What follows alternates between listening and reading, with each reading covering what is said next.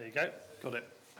I feel like I was on a ringing for a trolley service on an airline, which I won't probably get on for a couple of years. Okay, members, let's start the evening off. Welcome. We start with item number 1, which is the webcasting introduction. I'd like to remind everyone present that this meeting will be broadcast live to the internet and will be capable of subsequent repeated viewing, with copies of the recording being made available for those that request it. By being present at this meeting, it is likely that the recording cameras will capture your image, and this will result in your image becoming part of the broadcast. You should be aware that this may infringe your human and data protection rights, and if you have any concerns, please speak to the webcasting officer. And something I haven't said for a long time, it's normally reminding members that they're muted. Please can members remember to turn their microphones on when they're speaking and off when they finish speaking. Apologies for absence. Yes, Councillor, we have apologies from Councillor Phillips and Bedford. Thank you. Any declarations of interest? Councillor Neville.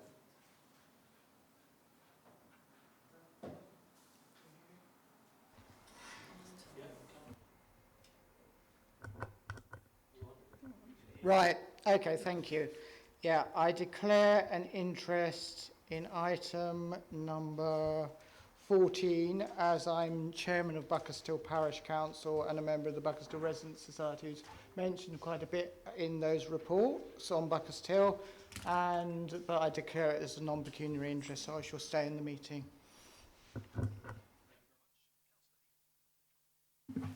Thank you. Yes, similar thing, non-pecuniary, Vice Chairman of Buckerstill Parish Council.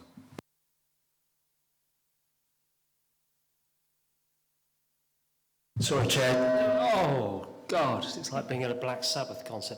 Can we take it as read? Everybody sits on town councils that may be affected by item 14. Thank you, Councillor Avey. I think that's a very good point, is that all parish and town councillors should be registered as a non-pecuniary interest in this instance, but they will all be remaining speaking and where relevant voting. Okay, thank you very much. Item 4, the minutes of the last meeting. Can I take those as being correct? Oh, Councillor Wixley. Yeah, I've got a couple of issues actually, Chairman. On page 11, the last paragraph is reference to Loughton Shores. Actually, the shores referred to is spelt S-H-A-W-S.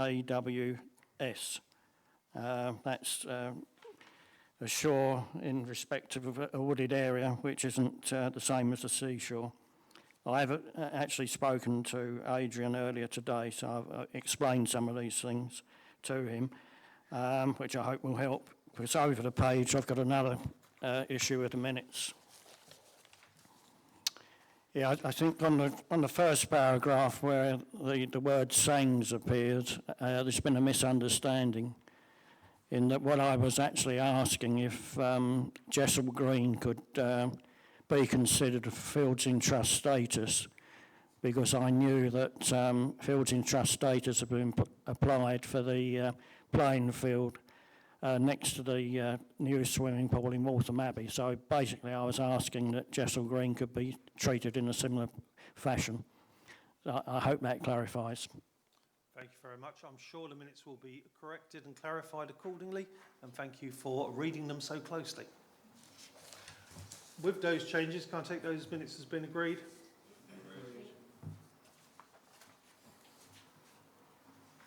Any additional reports of portfolio holders? I'm not expecting any. Everyone's been silent, that's fine. Public questions and requests to address the Cabinet? None, Chairman.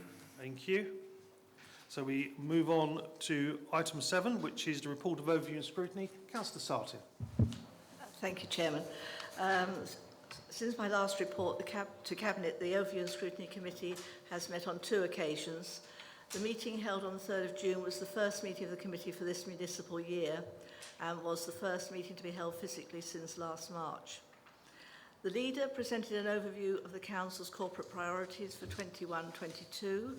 He told the meeting that a new era with improved technology was rolled out last year to enable virtual meetings via Zoom to transact council business. Renewal was the theme of the leaders' presentation, and it was anticipated that businesses will not all be seeking to return to the city, but some will move locally, leading to partnership arrangements. Renewal for the environment, the expanding council house building programme, and positivity on the council's income and assets, as well as the town centre regeneration projects were all outlined. The Council's new draft policy on its approach to trees causing structural damage was pre-scrutinised by the committee, a number of questions being raised, with some suggestions made being included in the final draft. We understood the Cabinet was making a decision on this item tonight, but I note that it's not on the agenda, so I'm assuming it's coming to a later meeting. The current work programme for the year ahead was noted, and it was agreed to move the Epping Forest Sixth Form Consortium from the reserve programme. Memberships of the 3 select committees for 21-22 were approved by the committee, and the chairman and vice chairman were appointed. The meeting held on the 8th of June had been added to the calendar to allow members to pre-scrutinise the sale of Pearls Lane site to Qualis, as well as Qualis's second quarter monitoring report. Subsequently, the 4 town centre regeneration reports were added to the agenda. The redevelopment proposal for the Pearls Lane site in Loughton was outlined by Simon Rutter, of Qualis's Commercial Development Director. As a site identified in the local plan, we were told that it was now at the pre-application stage, with a timescale going forward that would see a consultation being organised from mid to the end of September. Members asked a number of questions and made observations which they hope the Cabinet will consider when Qualis puts forward a detailed acquisition proposal. Qualis's monitoring report would normally have been reviewed by the Stronger Council Select Committee, but as this committee's next meeting was not taking place until July, it came before the Overview and Scrutiny Committee. Andrew Small took the committee through the report, which covered the period of 1st of February to the 31st of March 2021. A number of questions and points were raised by members. Councillor Phillip introduced the town centre regeneration reports, which have been prepared for Loughton Broadway, Loughton High Road, Buckhurst Hill and Epping. John Houston and Paul Messenger took the committee through various parts of the reports, which raised a considerable number of questions and comments from members, which I hope those members of Cabinet who were present at the meeting would have taken note of and will be able to consider within your discussions on this item this evening. Thank you, Chairman.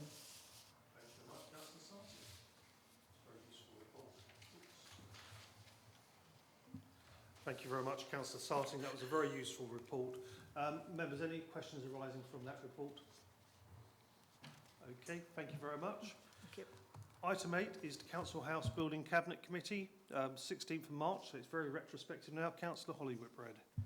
Thank you, Chairman, and this is the first of 5 reports from me this evening, so you're going to get a bit bored of my voice by the end of this meeting. So this is the minutes of the meeting on the 16th of March, which we held by Zoom. The primary item on the agenda was a progress report on phases 3 to 5 of the Council House Building Committee. I'm sure members have had an opportunity to look through the minutes, and happy to take any comments or questions. Thank you very much. I know there's been subsequent meetings since then.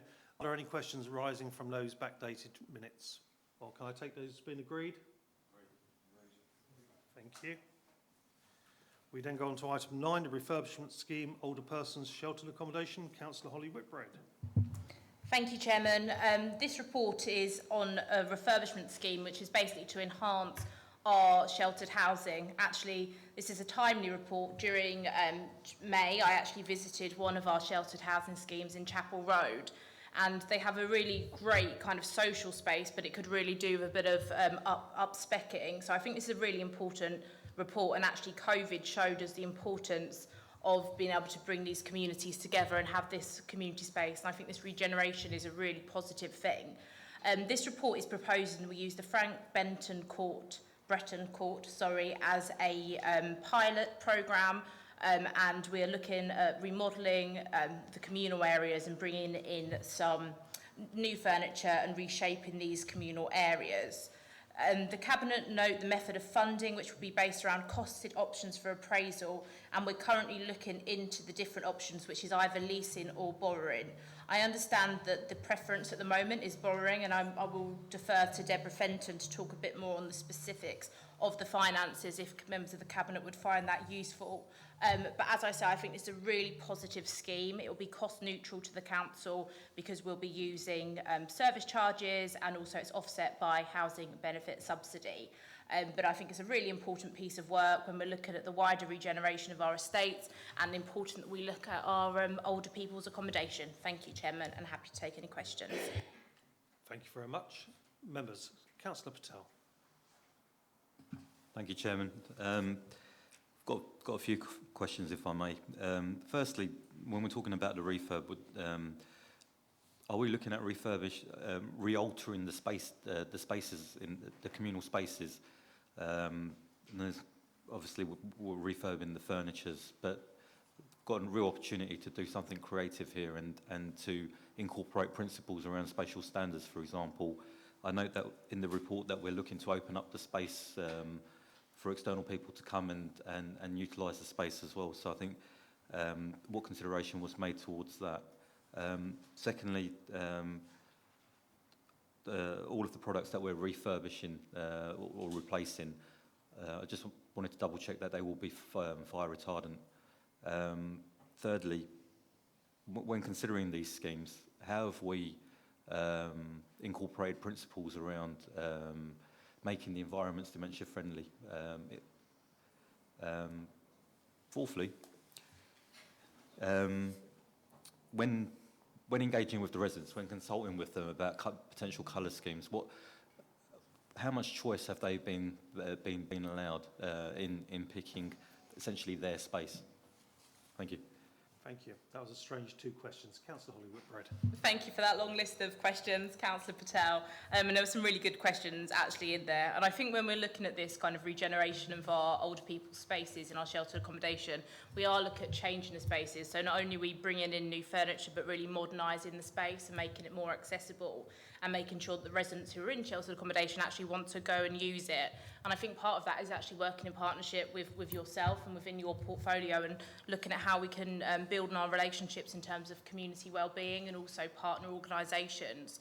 In terms of fire retardant materials, I'm sure that's something we've taken into consideration, but I will refer to Deborah in a moment just to go through the actual process in relation to that. But I'm sure that is something that we would do as a standard practice. I think it's really important that we look to make sure that spaces are dementia friendly. Obviously, the people within our sheltered accommodation were probably more likely to be kind of in early stages of dementia rather than later on. But we'll make sure that, you know, that facility is available. And again, I'll refer to Deborah just to see if there's any more specific details on how the schemes are dementia friendly. And in terms of the colour scheme, it's my understanding that there'll be a couple of choices for residents to look at and have final say on. So I hope that's sufficient. And I will just pass to Deborah Fenton just to clarify on those specific details. Thank you. Thank you, Deborah. Thank you, Councillor Whitbread. So just to clarify, I can confirm that all the furniture will be to an appropriate standard and will be fire retardant, and it's of a commercial standard, and it's an excellent quality. In terms of making sure the areas are suitable for people with additional needs and people with dementia, that is certainly taken into account, and that is fed into the spec. So the company we're proposing to use have got lots of experience in refurbing not only sheltered housing schemes but also care homes and residential nursing homes as well. So to give you an example of how that may look, if we've got a building which is 2 floors, the floors will be different colours, the doors, which helps residents recognise which floor they live on. It's very common for people with dementia to go to the wrong floor, to the door they think sort of is there, so that kind of thing. Also, we wouldn't be putting patterned flooring in because people with dementia can visualise that in 3D. and that can create a trip hazard. So those are a couple of examples, just to hopefully assure you that we are absolutely on the ball with that. In terms of consultation, residents will be given 2 mood boards with different colours, textures, materials, and they will be able to choose whichever they like. And in addition to that, they'll be able to choose the type of furniture. So we usually advise a mix of furniture, so sofas, high back chairs, non-high back chairs, just so there's a range and it doesn't look institutionalised. Thank you. Any other questions from the Cabinet? No. Councillor John Whitehouse. Thanks, Chairman. Yes, I was pleased to see the list of issues being taken into account on page 26. Can I just clarify, are we talking about all communal areas? I mean, lounges and hallways and passageways and laundry areas and so forth, or is it specifically about residents' lounges? In particular, I mean, I can think of areas where residents' priorities may be less the sort of colours of furniture and more about storage space or ability to plug in mobility scooters and so forth. And will that issue be taken into account in sort of thinking about what communal facilities are fit for the future? So it's not just about how things look, but also about actually what they deliver for the use of residents. And then finally, I'm always think it's worth checking when there's only one suitable supplier for sort of any service or procurement. And I can't see why only one supplier would be prepared to accept borrowed money. I mean, if we borrow money, and that does seem to be the preferred option from what this says, surely we ought to be able to go to any supplier and purchase furniture or services with that money we've borrowed. I don't see why that would restrict us to using Buckingham. Thanks, Chairman. Thank you. Councillor Holly Whitbread. Thank you, Chairman, and thank you to Councillor Whitehouse for those questions. In relation to this report, I believe the primary focus is on the regeneration of lounges and the main communal spaces. But I do note your comments in relation to the other communal spaces and looking to regenerate them. In fact, that's part of why we're looking at the sheltered housing review and looking at more holistically at sheltered housing. For example, recently when I visited Chapel Road, the use of storage for scooters wasn't necessarily working and wasn't necessarily in line with what the modern residents wanted to use. So there is an opportunity to really look at the sheltered housing we have and look at remodelling it and bring it to the 21st century and making sure actually, and I think there's a wider debate here, that it's the spaces that people want to move into as they get older, because at the moment there is often a little bit of reluctancy around moving into sheltered housing. So it's modernising it and making it a space that older people, but I think it's post 55, so not too old, Chairman, want to move into. But I think that is a really good point about looking at all communal spaces. But I think those lounge spaces are really important, particularly as we kind of look at socialising and moving away from socialisation post-COVID. In terms of the supplier, I believe the supplier we're using has got a track record of delivering really positive schemes like this throughout the country and similar sheltered housing schemes. But I will ask Deborah Fenton just to speak a little bit on the tender process around that. Thank you, Chairman. Thank you. Deborah. So in terms of the supply, what we've done is we've looked at a couple of frameworks, and Buckingham Interiors come as number one in both the frameworks. So this is where why we are opting to go with them. And as Councillor Whitbread alluded to, they certainly have delivered a number of successful projects throughout the UK. I think the other thing to add, which certainly I think adds a lot of value to us as a council in terms of what we should be doing, is they are actually part of a social enterprise. So they support young people in particular and people who are leaving prison to have fulfilled lives. Thank you. Any other members? Okay, we've got the recommendations before us. Can we agree those recommendations? Agree. Thank you. Item 10, new policy, disposal of HRA assets, page 51 to 52. Councillor Holly Whitbread. Thank you, Chairman. This is a new policy in relation to disposal of HRA assets, which has been fully through the scrutiny process and was presented to ONS recently. So this policy basically looks at disposing our smaller HRA assets. So EFDC owns around 12,000 assets, which includes properties as well as garages and also pockets of land as well. This policy brings forward a way of disposing smaller pockets of land and smaller properties when it's financially advantageous to the council. So in terms of, we're looking at parcels of land below 80 square metres, single dwellings, and in terms of valuation, where land is sold, the value of the land will be fully assessed and a valuation will be obtained from a qualified RICS valuer. And this could be undertaken either internally or externally, and this process is basically to make the most of our HRA land, make sure that there's not pockets of land which we're not using, and making sure that we're getting the full financial benefit of, or when it makes sense not for us not to hold it anymore, dispose of it accordingly. So happy to take any questions. Thank you, Chairman. Thank you. Members of the Cabinet. Councillor Patel. Thank you, Chairman. I can see you looking at me then. No, I welcome this report. I think it's completely the right thing that we should be doing as a council, making the most out of getting the best value out of each of our assets, and where they prove that they're not generating the same level of value that other assets are, looking to dispose of them and then reutilising that money back into the HRA. So I'm warm to see the wording ring fence to the HRA, because I think that's completely right and proper, that we're safeguarding that money to reinvest back into our housing stock. Thank you. Councillor Whitbread.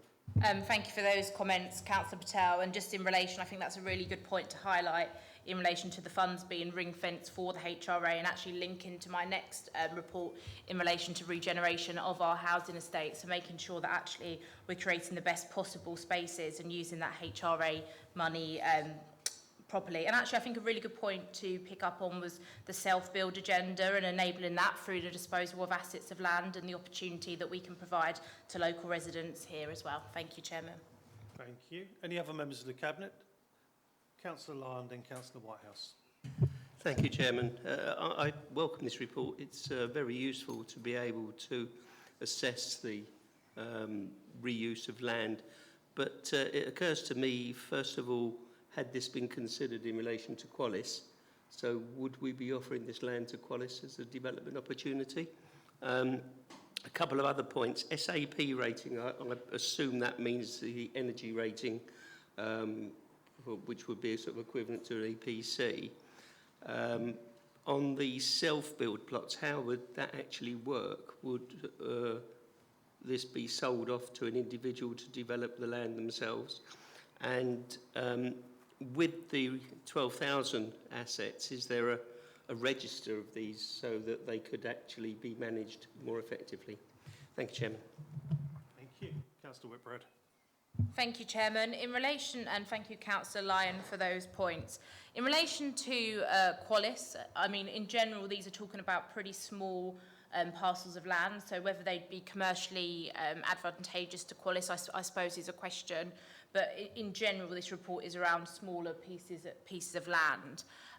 In relation to SAP rating, I'm actually going to refer to Deborah Fenton on this. I believe it is in relation to energy ratings, but I would like to confirm that with the officer, if that's okay.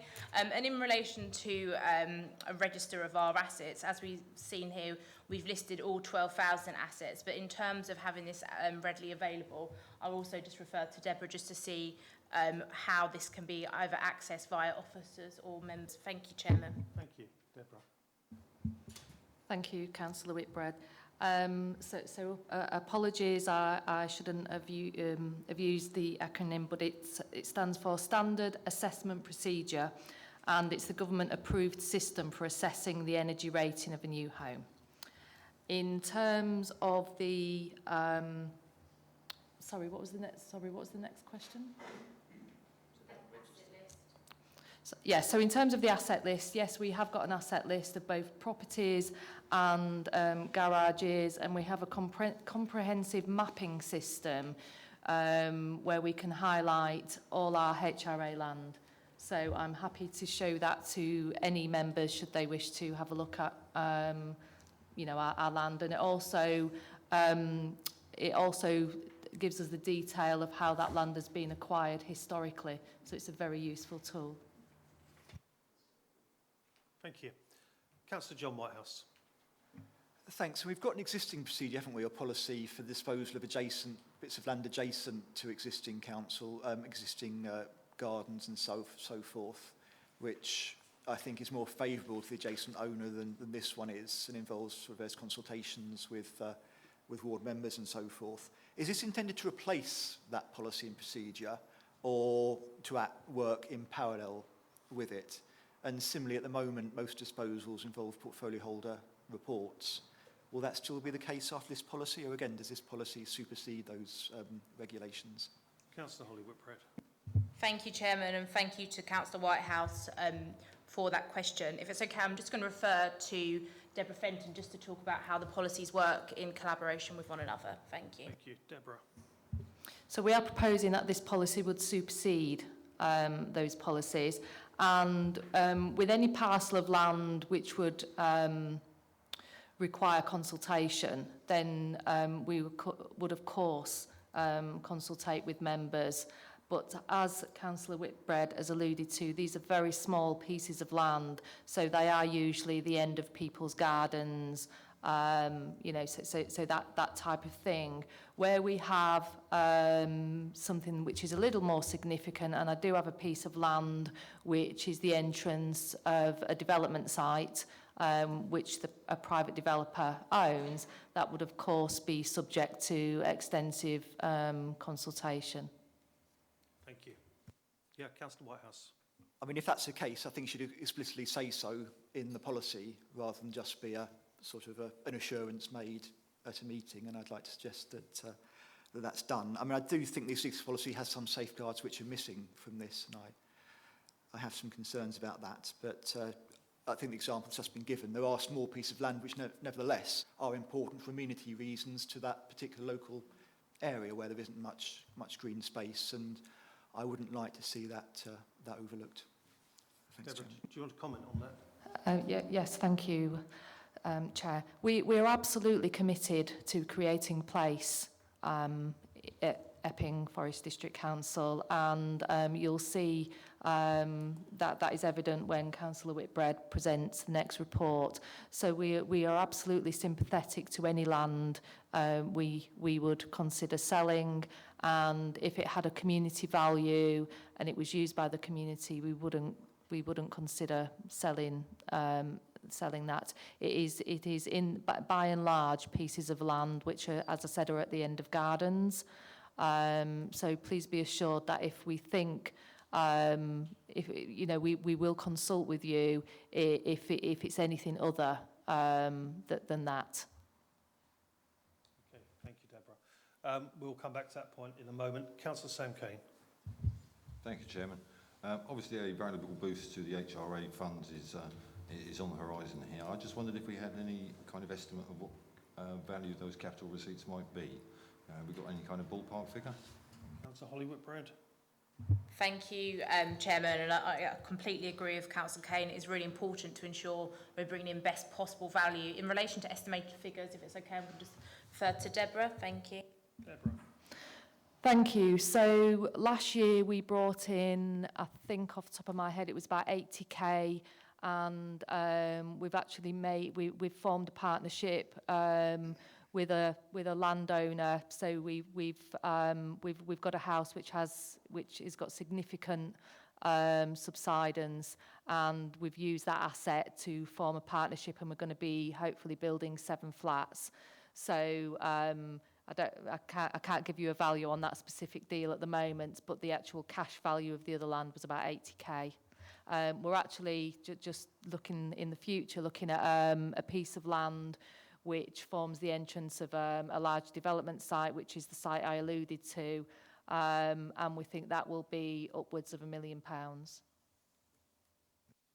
Thank you. Councillor Sunga. Thank you, Chairman. I welcome this report. I fully support this.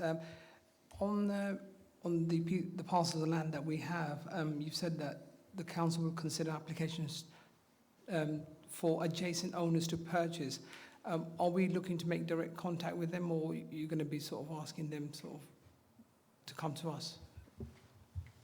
Councillor Thank you.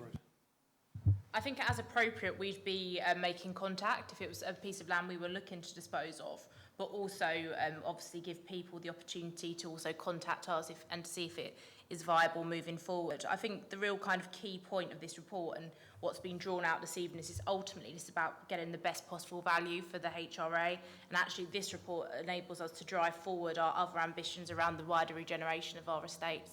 Thank you. Thank you. Councillor Wixley. Yeah, thank you, Chairman. I think the point that I was going to ask has probably been answered, but just for the avoidance of doubt, I've had a few cases where small items of land in my ward have been sold off, and I've always been consulted. I assume that definitely will still continue, that the ward councillors will be consulted on these small sales of land, even though they're not particularly controversial. Councillor Whitbread. Thank you, Chairman, and I'm sure that that will be possible in relation to the consultation moving forward.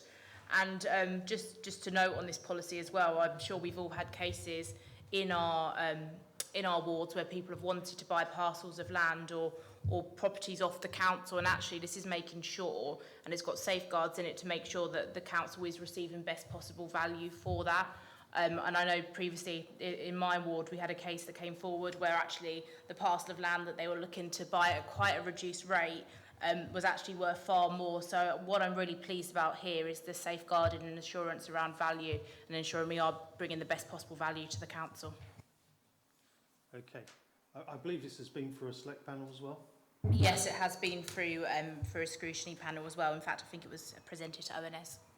Okay, thank you very much. You've got the recommendations before you. Councillor Whitehouse did make a suggestion to you, Councillor Whitbread. Are you happy to take that, or are you going to wait until after the next report? I think it would be okay to add a sentence just to say this is in replacement of the previous policy. Yeah, okay. Super. Can we agree those recommendations as just amended? Agreed. Thank you. Okay, moving onwards into item 11, which is regeneration of HRA assets, creating place. Councillor Whitbread. Thank you, Chairman. This report, which I'm sure members have all had an opportunity to read, is around our wider aspiration for the regeneration of HRA assets, and actually particularly important are aspirations for housing post-COVID, and particularly in line with the Housing White Paper, which I understand there was a pretty comprehensive discussion around at the last Community Select Committee. And this paper in particular is looking at the regeneration of the Limes Farm estate, and this is to be used as a pilot scheme which forms part of our wider vision for the regeneration of our estates and our overall capital expenditure for our programmes and work programmes for the year ahead. As I say, I'm sure members have had the opportunity to look through this report in detail, but actually,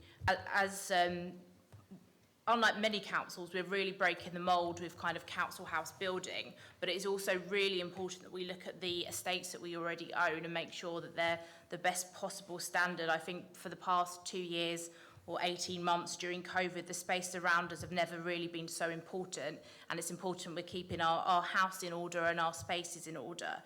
So it's good to see this report being brought forward. I think this is a really good opportunity to regenerate an estate where we have had particular issues around ASB. Also, there's a lot of kind of single units as well, so within COVID social isolation. So I think it's a really good, positive project, particularly around kind of community cohesion and enhancing our open spaces. So I hope members can agree to this report this evening, and I'm happy to take any questions. Thank you. Councillor Patel, I can see you champing at the bit. Thank you, Chairman. I welcome this report. I think it's completely the right thing that we should be doing as a council or local authority. I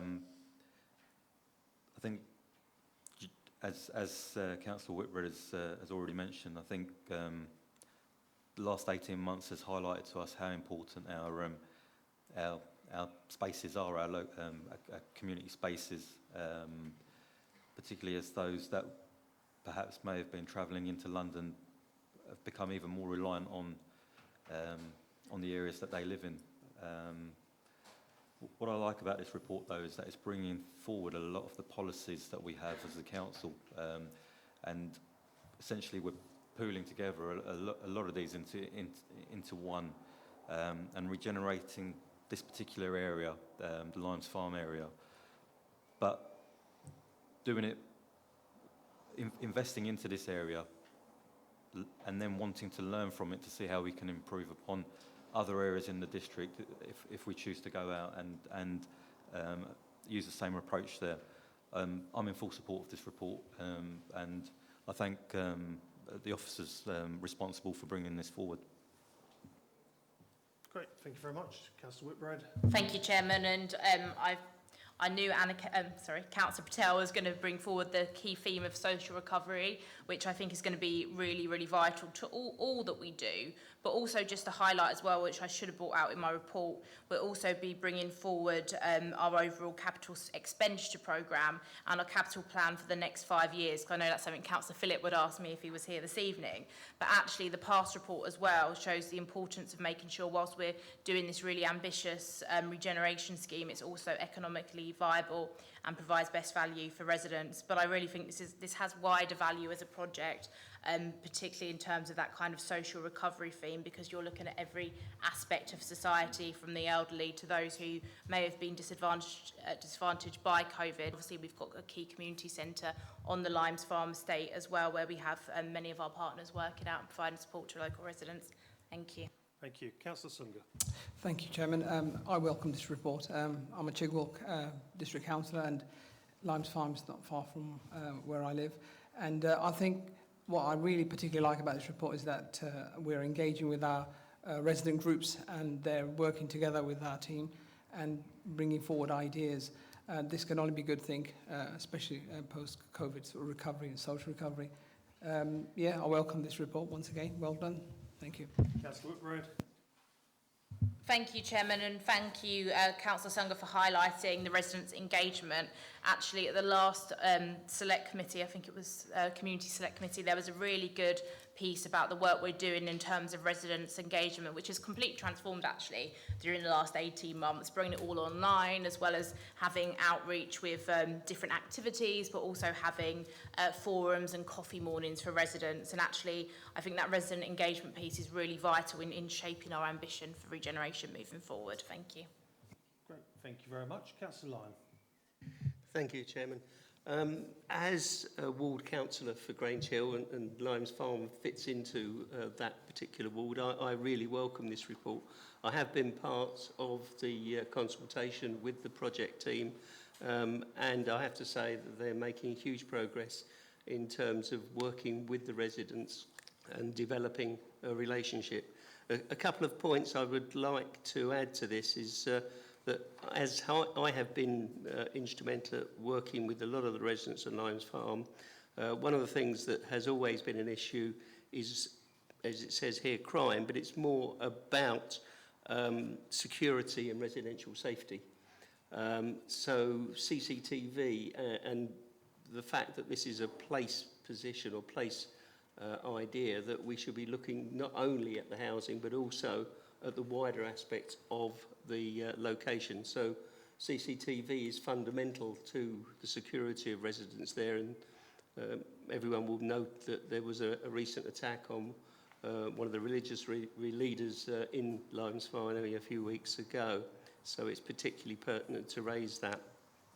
The other consideration that I'd like to raise is that most of my casework resulting from Limes Farm is about residents who want to live and stay on the estate but have outlived the space they have. So to actually consider alternative accommodation, more accommodation, would be a very useful function, and whether that can be considered as part of the redevelopment in looking at opportunities to reuse space on the estate to the advantage of those residents that want to continue to live there. Thank you, Chairman. Thank you. Councillor Whitbread. Thank you, Chairman, and thank you, Councillor Lyon. And I know you've done a great amount of work on the estate and have really good relations there. In terms of crime and ASB, I think that's a really important thing to highlight. And I know that Caroline Wiggins' team and the community safety team are actively engaged in consultation around the Limes Farm development. And it's really important that we have these conversations, both in terms of residential safety, but also, as you importantly highlight, around community cohesion. Obviously, we had the awful anti-Semitic attack in Chigwell just a couple of weeks ago, and I actually went to visit the rabbi who was subject to the attack, and we had a really good conversation about community cohesion and how actually different communities can come together. But one thing that I really took from that meeting was really positive is how that residents from the Limes Farm estate actually really drew together, whether that be through kind of WhatsApp messages, through supporting the rabbi, bringing various gifts, and also it was residents on our own estate who pulled the attacker off the rabbi. So I think that should be noted and minuted this evening, Chairman. But I think there is a really important piece of work to do there around ensuring we engage with all communities on the estate. And I know the Jewish community in particular are quite keen to do a community project, whether that be a community garden or something to kind of bring the community together. So I think that's a really important point. And we can also work on ensuring that we have the right kind of CCTV, the correct amount of patrols to tackle any antisocial behaviour there. In relation to the specific types of units on the estate, and I would note there are quite a few one-bed units actually on the estate, which is partly a flaw in its design, but you know, it's a difficult thing to change. But I'm sure as we kind of move to advance in our kind of council house building programme, we can look more strategically at Limes Farm and perhaps look at it in more detail as part of the wider regeneration scheme. Thank you, Chairman. Thank you. Okay. Any other members? Councillor Patel, you've had one shot. Thank you for allowing me to come back, Chairman. It's really on what happens next, essentially. You know, moving forward, the project plan. How will we, as a cabinet, be able to keep an eye on what's happening? I know that you've got a high-level timeline for major works on the estate on page 70, but in terms of being able to monitor it and its progress, how will we be able to do that?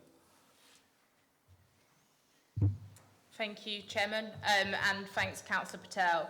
And in terms of monitoring, obviously I think this is something that will be brought up at the Council House Building Committee, which I know you sit on, but also Deborah and Rachel Smith and the team are constantly updating me about the project, so I'm always happy to feed back through my portfolio holders report as well. We have suggested, and I know Deborah's currently organising a cabinet road trip around our estate, so I think that's something we can look at and discuss. I think it's important that we look at what we have existing in our council house stock and how we can improve it for the future. Thank you, Chairman. Thank you. Any other members? No. Okay, therefore, can I agree those recommendations? Agreed. Thank you very much. Okay, we move onwards. Item 12, recommendation of the supplier for the proposed housing management system. Councillor Whitbread. Thank you, Chairman, and you'll be pleased to know this is my last report this evening. This is a recommendation of a supplier for the proposed housing management scheme, and it's for the Cabinet tonight to agree the recommendation to proceed and appoint Civica to provide our new housing management system. The report shows the methodology around how we appointed the supplier. The supplier that we have chosen is a far more modern supplier, which has got very good experience in delivering housing services digitally, and it also has a record of efficiency and has seen reduction in rent arrears and service charge arrears across where it's been used in other locations. As I said, I'm sure members have had an opportunity to read the report in full, but I'm happy to take any questions. Thank you. Thank you. Members, any questions? None? Can I agree to that recommendation? Oh, sorry, Councillor Lyon. Thank you, Chairman. Just a couple of points. One of them relates to the actual service wrap and the sort of backup service that is going to be supplied by this particular supplier. is there going to be sort of 24 hours, weekends, evenings backup? And the other question I had was, what does our own ICT operation actually, how do they feature within this particular contract? Councillor Whitbread, I'm sure you'll pass this one on. Thank you, Chairman, and thank you, Councillor Lyon, for that very detailed question. And obviously, we want to make sure that our residents have the best possible service and work in conjunction with existing services that we provide through the council. But in relation to that backup service, I will pass on to, to Deborah Fenton to provide full details. Thank you. Deborah. Thank you, Councillor Whitbread. So in terms of the service, it will be based on priority. Now, I can't tell you off the top of my head what those priorities are, but obviously if it was system down, it would be, you know, an urgent priority, usually I think within 4 hours. So it's similar to other IT systems in the way they work. Just to answer your other question in terms of our ICT and their involvement, so we have a number of staff. We've got 3 staff at the moment who are funded by the HRA, who are dedicated to supporting the housing management system, and that will continue. Obviously, with something as large as this, we've got a project plan and a project manager, and our ICT department will be pivotal in ensuring that the implementation is a success. Great, thank you. Okay, members, can we agree that report? Thank you very much. We then move on to agenda item 13, the quarterly monitoring report. Colleagues will note that we have no John Phillip this evening, so I will start the report, but I've got Mr. Small here to ably assist with any questions on the detail of the report. Obviously, members know we bring forward regular reports on Qualis monitoring, and I believe we have Sasha Jevons on the Zoom link over there as well, miles away from me, of course, but at double distance this evening. Members, this report has gone to overview and scrutiny and was carefully questioned there as well. I don't intend to go into the detail of it this evening. Mr. Small, would you like to make any comments on it, or in particular? Nothing particularly, Leader, thank you. Okay. Members, any questions? Councillor Whitehouse. Can I just ask about progress for the Community Interest Company, which obviously has been one of the areas of extra expenditure. I mean, it's been a short quarter, but it was one of the areas of extra expenditure. It's not included in the key actions for the forthcoming quarter. Just be helpful to have a bit of an update on what the money's been spent on and how the progress in setting it up is going. Thank you. Now we're going to really test out the IT system here now this evening and ask if Sasha would like to make a comment. Yeah, sure.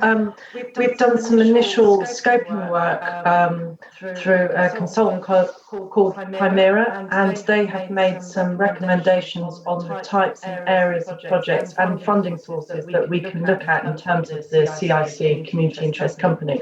So the next stage really is to go out and talk to local community groups, different stakeholders, and really start to get a view from residents what their interests are, and then see if we can build that into a more detailed sort of business plan for the Community Interest Company. So we'll be doing that over the summer and into early autumn, and then we'll be able to come back with a much more detailed sort of business plan or programme of projects that we can talk to probably overviews in Cabinet later in the autumn. Thank you. That proves that technology works, which is good news. Any other questions? Okay, can we take the recommendations in this report as agreed? Brilliant, thank you. Then we move on to agenda item 14. Can I welcome this evening Paul Messenger, our Town Centre Manager, and of course John Houston, who are going to ably help me through this report in the absence of Councillor Phillip. But as members will know again, this went for overview and scrutiny the other evening. There was a really good in-depth discussion, and I should imagine that different councillors will have picked up individually on some of the points in the report with Mr Houston and Mr Messenger over the past couple of weeks since overview and scrutiny. But would you like to add anything first of all, either Mr Houston or Mr Messenger? Thank you, Chairman. I know lots of members will have attended the overview and scrutiny meeting, which was really useful and really insightful in terms of these debates about our town centres and our high streets, many of which are very live at the minute because we're in that change, we're in that transformation from one way of doing things to another. Just to place the reports in some sort of context, we asked Paul to essentially give an independent look to our high streets. Paul's background is particularly from the retail sector, so perspective from that sector on the current challenges and future opportunities. The three areas we wanted the reports to look at really was, number one, what was the learning and the recommendations coming out of national bodies, research studies, the work of Grimsey, Portis and the rest of them, and to look at those and then see to what extent that story reflects the reality locally. That was one of the roles. The second role was to really have a look with a fresh eye on our high streets and identify any quick wins, any physical improvements that are really dragging the high streets down in terms of attracting shoppers in. And the third area of the work was really to begin a conversation with all the stakeholders in our area who have a critical role to play if our high streets are going to be successful going forward. So to really look outside the organisation and begin a conversation with landowners and landlords, with parish and district councils, with local business organisations, with town centre partnerships, with shoppers and other interest groups to see how well they feel we're being served by our current configuration and what they would like to see going forward. What are the improvements that would retain our current footfall, but maybe encourage some other shoppers to come in. The reason why a lot of local authorities are undertaking these sort of conversations at the minute is we sort of have a double whammy at the minute of COVID and the impact of online retail reshaping the nature of our high streets. And we asked Paul to really crack on and try and do 6 reports within 5 or 6 months that would enable us to have a bit of a route map to do those physical improvements, but also to prepare for the various reopenings of the high streets that were going on, the various welcome backs that were going on, so we could do work to support the safe reopening as we went. And I think we handled that quite well with Paul's support and the help of a number of other colleagues across the council. So the reports themselves are that mixture of we need to do this immediately, this is a real blocker on it, and a lot of this is within the council's gift, kind of get on with it. Then there are really elements about framing a future discussion about, well, what are the longer term things we need to do together in order to retain our performance in the district. We have 6 market towns. They really are a jewel in the crown. They've always performed very strongly. The vacancy rates have always been well below national and regional levels, and we've always enjoyed a really good mix of independents and multiples on our high streets that are really important to attracting footfall. So we've always been doing quite well, but we didn't want to be complacent, and we really wanted to see what we needed to learn going forward. We've been sort of asked to think about, well, how will we monitor success? I think that was one of the things that was flagged at overview and scrutiny. And suffice to say, we will continue to monitor the vacancy levels. We will continue to monitor things like car parking information, though with a 20-minute neighbourhood, that might be less of a mix as more people walk and cycle. But over the last 3 weeks, we've been having a series of conversations with sort of cutting-edge data companies around what applications we can use to provide a daily dashboard on footfall and dwell time and customer journeys on our high streets. We don't have that information at the minute, and it's a case on high streets. If we can't measure it, we can't manage it, so we need to look forward to that for the future. And we'll hopefully over the next month or so, we'll be able to unveil a new approach to doing that work, so you actually have some hard numbers underpinning all the work that's actually going on, so you can actually challenge us on it. The final thing, 2 things I would say is we did do this really quickly. We did particularly want to consult outside the council with other voices and let those voices be heard, and we were doing it amidst several lockdowns. So while we made every effort to get out and speak to people, I'm sure there are people that we missed, but we could have spent just a year on its own doing the consultation on this, and given the pressures we were facing, we didn't think we would have a year. But this is really the start of a process. This is the beginning of a process in discussing what we can do jointly to safeguard the future of our high streets and enable them to go from strength to strength. So I don't know if there's anything Paul would like to add, but we really benefited from the overview and scrutiny conversation, and we're very happy to take contributions, questions tonight. But essentially going forward, we expect the town teams to be the backbone of this approach as a medium for engaging with all sorts of partners and stakeholders in enabling local action on local priorities, rather than simply seeing the district council as being the only player or the only important player in the future of our high streets, because the district council, like everyone else, doesn't have a magic wand. Thank you, Chairman. Thank you, John. Paul, did you want to? Yeah, just to pick up on the the situation with regards to the town teams. I mean, the report is a starting point. It is about people having to work together, town councils, town partnerships, businesses, district council and the county council. So, I mean, we've started in Waltham Abbey now. We've actually brought a few people together from the town council and from the town partnership, and we've actually started to have a meeting to pull together the priorities and work out how we're going to work through it. And really that's my intention now with each of the different towns, is to pull together a town team, work out who's going to be in it, who wants to be in it, because some people just don't seem to be that interested, and then pick the priorities up, run with those, and then work out the long-term plan from there.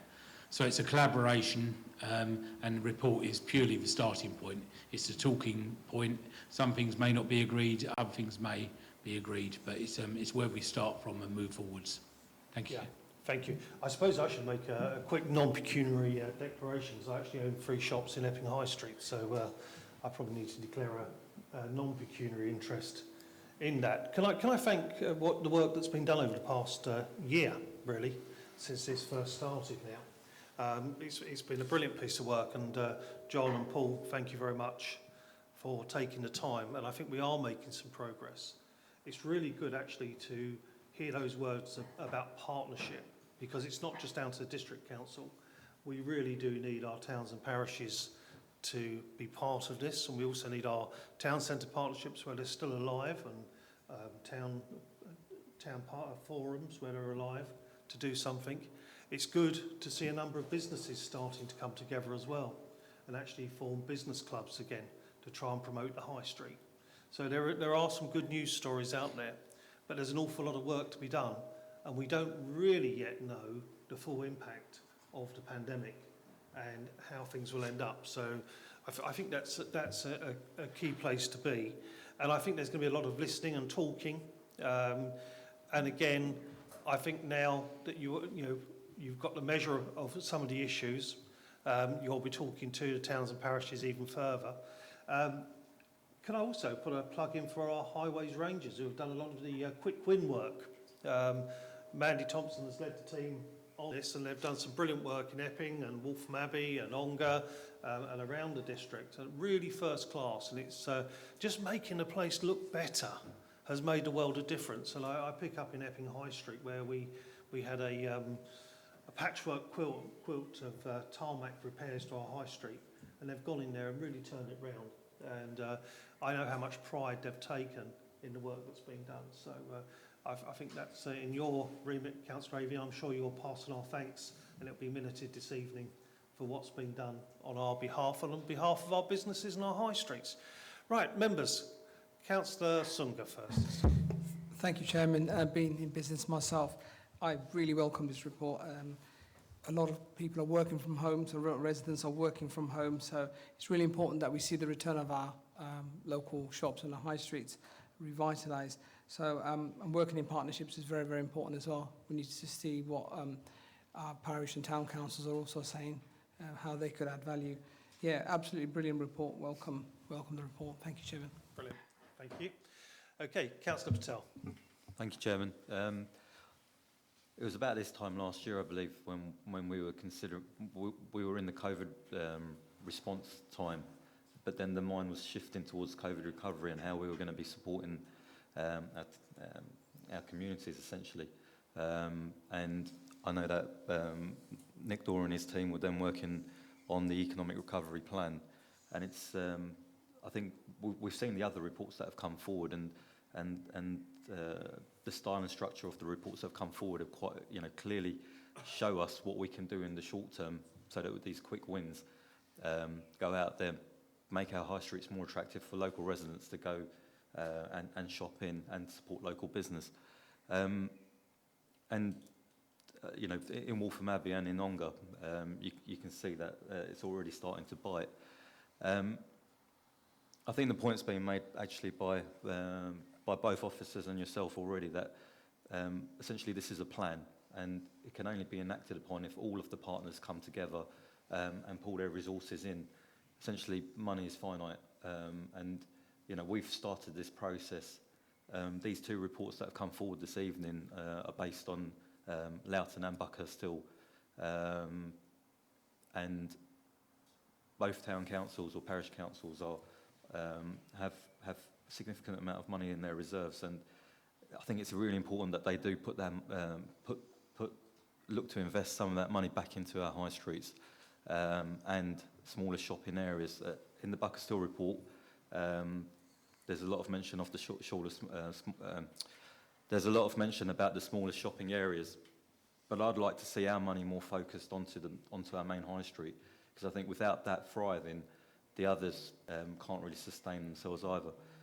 Just a point of note, Chairman, recommendation 2, we said, it says the reopening as per the reports previously considered for Waltham Abbey and Loughton. I think it should be Waltham Abbey and Ongar. So just a small correction there.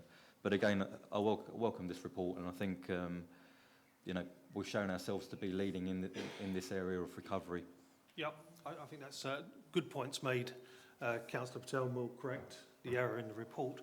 The key thing that you've said there, and quite rightly, is it can't just be this council providing the money, because we have our challenges as well when it comes to the finances, and therefore partnership working is more important than ever, and we need to be looking for money wherever we may find it. Councillor Kane. Just following up on your point there about partnerships and finances, it's not just the finances. The partnership means an awful lot more than that. We're looking for our partners to bring ideas to the table, new energy to the table. We cannot be responsible for thinking of everything. We don't know the patch as well as the parishes and towns do, and they've got some very valuable input to add to the mix. No, that's really, really key point to make there. It's the energy and ideas that partners bring to the table, in particular the most important partner, which is business, and remembering that Essex is the enterprise county, and that's why we come through recessions and problematic times, because we've always been an entrepreneurial county, creating jobs, new businesses, and being at the cutting edge, as well as being doing the things that just matter. Any other members of the Cabinet before I go elsewhere? Councillor Whitbread. Thank you, Chairman. And I think that point you made on business really leading the drive, I think is really important. I think that making sure we engage fully with businesses is really key on this. And actually, it's businesses' ideas which are really going to drive and shape our high streets into the future. Indeed, this week I actually established a Love Epping project where I've got over 50 businesses so far to have a Love Epping poster in their window in the high street, just to really promote our town and make sure that people want to visit and support our local businesses and high street businesses. I think that's really key moving forward.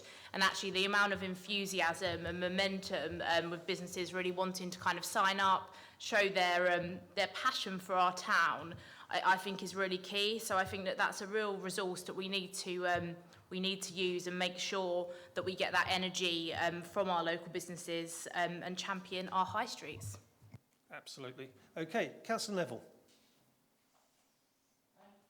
I welcome this report as well, because our high streets are the lifeblood of our communities. If they're not functioning well, then it has a big impact on everything else that can happen. And I welcome the way this report has come about and the way it's been handled, engaging with the community has been a very, very positive thing. And I'd like to just highlight a few things. I particularly like hiring a town centre's manager. I think it's a very strategically good idea to pull together everything, somebody who can pull together a team, who can pull together the various aspects, at least in the first instance. And I'm long enough in the tooth to remember the last time we had a town centre's manager. It's quite some time ago. I also, in terms of Buckhurst Hill, I welcome unlike Councillor Patel, I do actually welcome trying to think about the smaller shopping centres in Buckhurst Hill, even though Queen's Road will be the focus of our attention. If we can involve them, we must. I think there's a lot of good ideas around here. One of the ideas I particularly like is the farmers market or flower market, something we're already thinking of ourselves at the parish council. So we'll be willing partners in that, or willing leaders maybe. Two things I'd like to draw to your attention, everything I'm pretty happy with, is while I welcome pedestrianisation of the lower half of Queen's Road, as an idea, I think it needs to be worked out more in practice. The timings may not be right. I think there could be traffic issues at least in the first few years. As for example, I can think of one example where people come out of the nursery at the top of Queen's Road.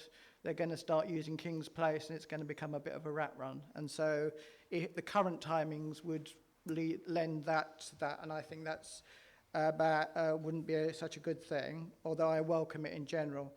And the community hub idea of the library. Now, the library is owned by, of course, by Essex County Council, so it would be beholden on them to stump up some of the cash to do that. If we can do that in some sort of partnership, that's great, because it needs a lot of work doing to it. It's a lot of work doing it just to bring it up to scratch as a library, let alone the money would need to be spent on reconfiguring the inside of the building to become a community hub. And I would also make the point that I wouldn't want the library part of that building demoted to a smaller site. If we can use the other rooms, we probably also need to have some sort of disabled access, because there is none to get up to the rooms up above or below. But I welcome this report, and thank you for all your hard work so far, and I look forward to seeing what the progress we can all make together. Councillor Wixley. Yeah, thank you, Chairman. I was on the Overview and Scrutiny Committee and hadn't had a great deal of time to look at this report then. I've looked at it further, and I've just got a few comments to make. Some may be repeated from the Overview and Scrutiny Committee, but I'll make them nevertheless. I think one thing which I'm looking forward to is on page 133 is the reference to engaging with Loughton Town Council and Loughton Residents Association. So I look forward to that and be interested to know how and when that's going to happen. I did mention at the Overview and Scrutiny Committee that the High Road Town Centre Partnership no longer existed, but I was encouraged because I think Mr Messenger mentioned the prospect of that being resurrected, so I wish that good luck.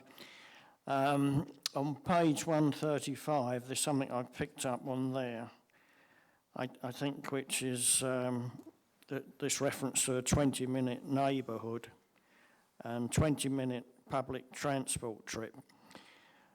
I don't use buses very often. I either walk or use a car or use the underground, mainly walking actually in Loughton and Debden.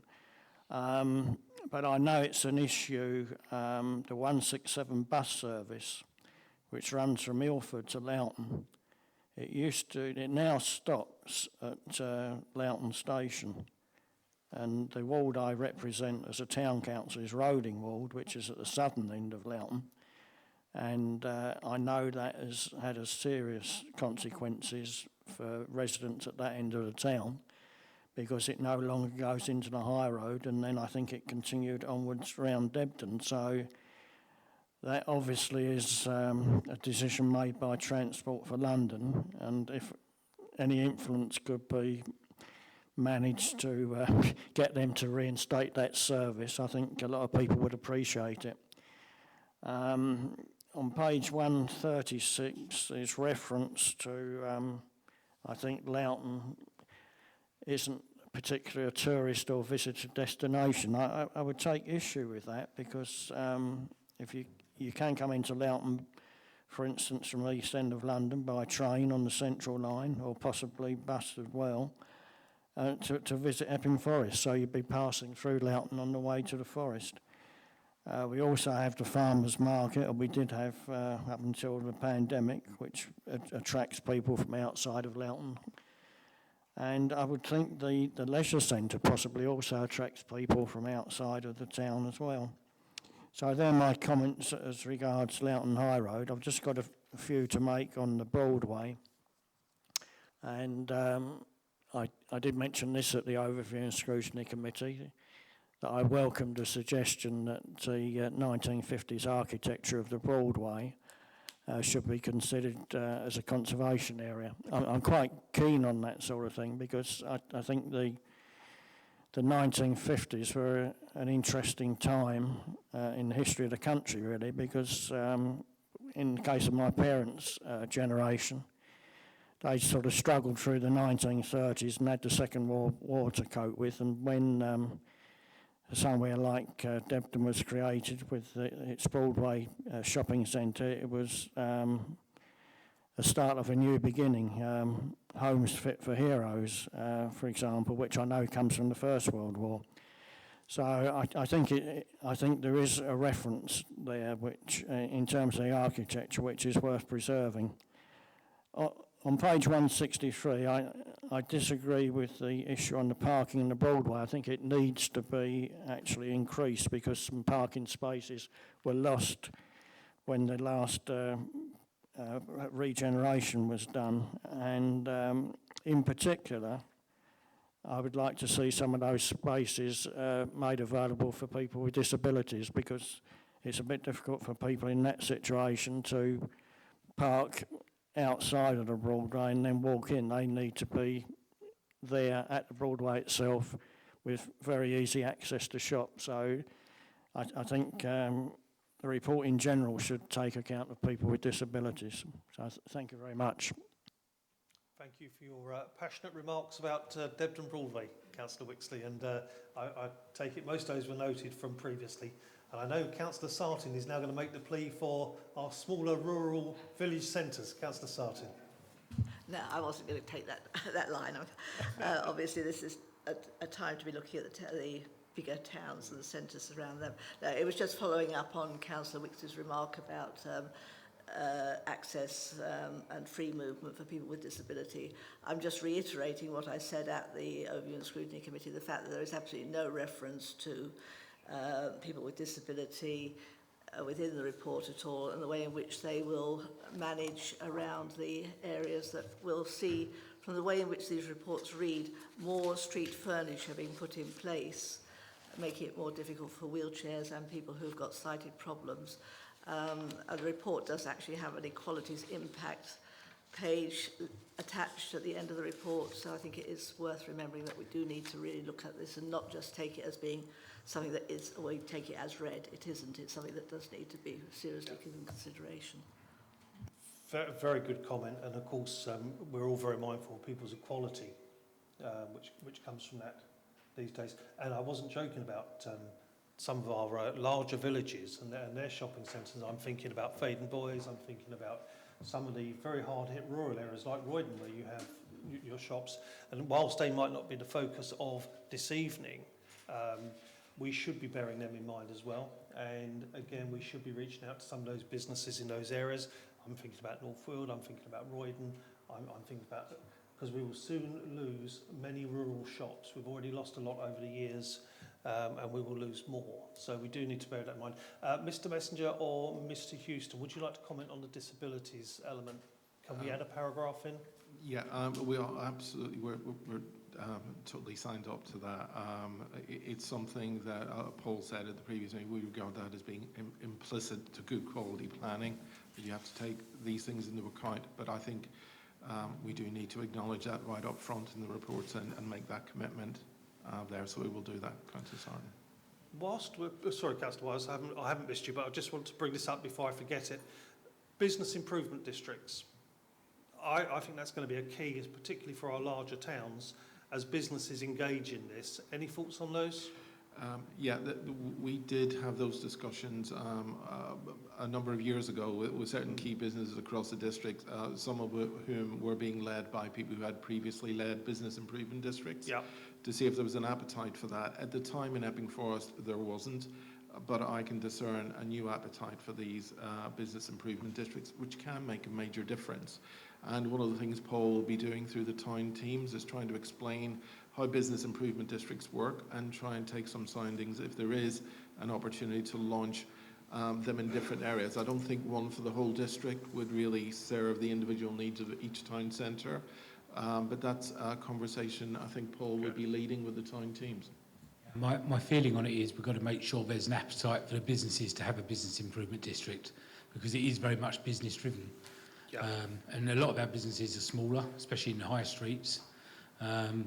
So yeah, if the appetite's there, then yeah, I guess it's something we can do, but it's not a council driven thing. It's got to be about the businesses. Yeah, absolutely. Paul, it'll be interesting. I'm actually meeting with a number of businesses this week, and that's one of the things I'll raise with them when I meet with them. Sorry, Councillor Whitehouse. Thanks, Chairman. Yes, it's an interesting mix of recommendations in here. I mean, I was disappointed that, despite being told at previous scrutiny meetings and so forth that ward members would be consulted as part of the stakeholder process, they weren't, and I have asked officers why that commitment wasn't honoured. I mean, there's some stuff. I'm particularly looking forward to the railings in Epping High Street being repaired, and I think the point about engaging with potential tenants and potential businesses who might move into the area is particularly important, because that balance of independent and national retailers and businesses and services of different types is really important to keep the footfall up in the high street. There's some other stuff I'm a bit less sure about, we'll take up separately. Looking specifically at the recommendations on page 111, I did want to ask, I mean, it talks about requiring planning to update their guidance. I mean, we're only a matter of days away from the main modifications to the local plan, and some of the recommendations in the report about things like town centre frontages are radically different to the sort of to the recommendations and the policies in the emerging local plans, and I just wondered how that is being reconciled. I mean, things like uniform shop frontages, for example, isn't necessarily consistent with the conservation area in Epping, which emphasises the distinctiveness of some of our locally listed buildings and buildings of townscape merit. And I just wondered how that was going to be dealt with and reconciled in the very sort of short period there is between now and the next round of consultation. Okay, who wants to take that one? Mr. Houston. I can give it a go. Hopefully you sort of get nearly there to a proper answer, if not wholly there. First of all, apologies on the consultation. As I mentioned earlier, we were pretty much focusing on external voices to the council. The 5 areas that we did really weren't subject to any significant external bids for high street renewals like Epping was. So while there was conversation specifically in Epping about the physical works being done there, because other areas couldn't benefit from that, we focused on those first and then finished up with Epping.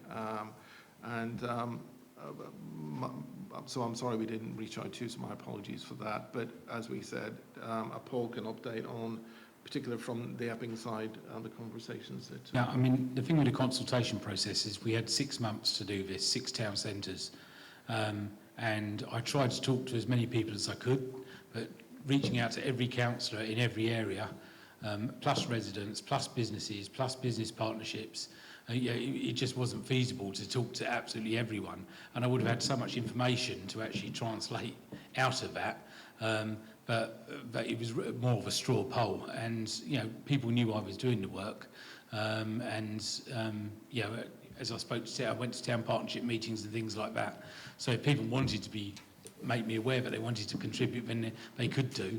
But at the same time, I was given recommendations to the sort of people I should talk to, and other people I was talking to said to me, you ought to speak to so-and-so. So I tried to pick up on that. But as I said before, this is a starting point, this report. So we may not have spoken to everyone, but when we get our town teams together now, then we can speak to more people.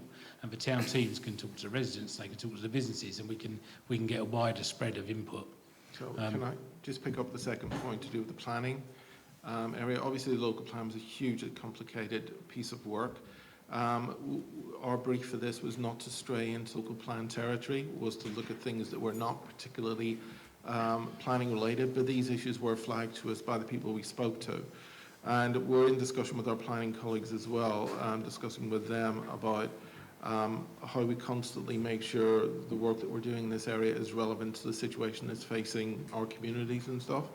And it's something that we've originally had an initial meeting with the planners around longer term implications of the massive growth in online retailing.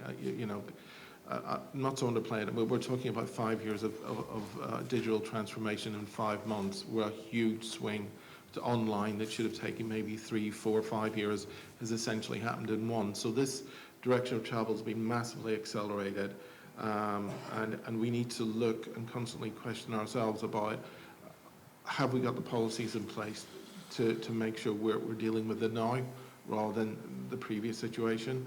Some of the issues about shop uniformity, I absolutely agree with you. These suggestions, as been raised earlier around pedestrianisation, they're really there to begin a discussion, to flame a discussion. It's essentially up to the areas themselves to see if that's a valid response or a beneficial response, or an initiative that brings any form of amelioration to their area at all. It's not for us to tell them to do that. So I think there will be discussions going on for the foreseeable future over making sure that we have plans and strategies in place to enable our high streets to succeed because of them rather than in spite of them. Sorry, just to add on to that, as far as the local plans are concerned, I almost purposely didn't look in too much detail at local plans because it was meant to be an independent report, and I didn't want to be too influenced by what had already been said, and so I was trying to get it coming from my own angle at it, and then as John said, the idea is the conversation is then had and it's tied together. Okay. And just taking one other point, you were talking about new businesses and things. I mean, I've been talking to John Lewis this week about seeing if they're prepared to come to this district. They've got some plans for some new smaller stores. So that's the sort of thing we're doing about trying to get new businesses in, is talking to quality retailers who are going to bring something to the district and seeing if they'd be interested in coming here. Sounds good to me. Thanks so much, Paul. Mr. Dorr, you want to come in? Really, it's to pick up that point. The planning department at the moment are looking at updating and making sure their guidance on high street look, feel is kept up to date, because the last time they did that was some years ago, but taking account of both the local plan and obviously the report that Paul has produced. So they're working on that now. Thank you. Councillor Kane.